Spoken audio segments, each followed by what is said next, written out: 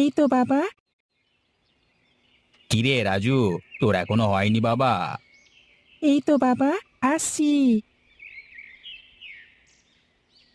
শোন রাজু, আজ থেকে তোর নতুন ক্লাস।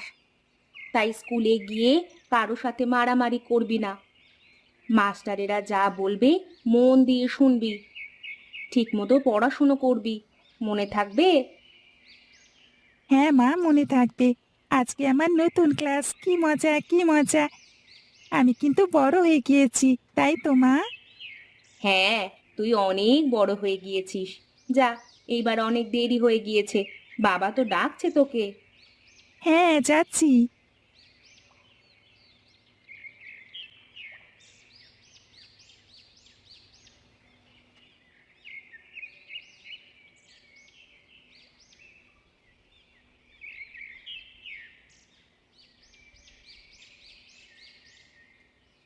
মা কি বলেছে মনে আছে তো? হ্যাঁ, মনে আছে। সাবধানে থাকবি আর মাস্টারদের কথা শুনে চলবি, কেমন? রাজু মাথা নাড়ায়। রাজুর বাবা রাজুর মাথায় হাত বুলিয়ে দেয় আর বলে, যা, এবার স্কুলে যা।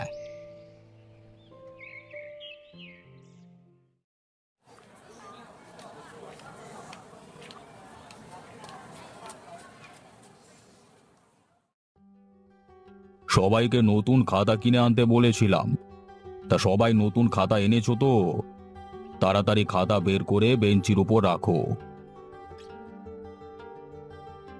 সবাই খাতা বার করলো, কিন্তু রাজুর খাতা কেনা হয়নি। রাজু চুপ করে বসে আছে। ওর পাশে থাকা ছেলেটিও খাতা বের করে ফেলল, কিন্তু রাজুর তো খাতা নেই। ও বার করবে কিভাবে? কত করে বাবাকে বলেছিলাম খাতা কিনে দিতে, না হলে স্যার মারবে। এখন কি হবে আমার? আসলে রাজুর বাবারও কোনো দোষ নেই। রাজু আমতলা গ্রামের সব থেকে গরিব পরিবারের ছেলে। গরিব বলে কেউ ওর সাথে কথা অব্দি বলে না। স্কুলে ওকে ডেকে কেউ খেলতেও নেয় না। এর আগে নিচু ক্লাসে থাকাকালীনও রাজু দেখতো সবার কত সুন্দর বন্ধু আছে, কিন্তু ও কারো সাথে বন্ধুত্ব করতে গেলেই দেখতো সবাই ওকে গরিব বলে তাড়িয়ে দিত। সবাই ওর থেকে দূরে থাকে। এটা রাজুর এখন অভ্যাস হয়ে গিয়েছে। ভাবনার ঘোরটা কাটে স্যারের ডাকে। কি রে রাজু, তোর খাতা কই? রাজু কিছু বলে না। ও, তুই আজও খাতা আনিসনি? স্যার, আমি বাবাকে বলেছিলাম নতুন খাতা কিনে দিতে, কিন্তু বাবা বলল টাকা নেই এখন, পরে টাকা হলে কিনে দেব।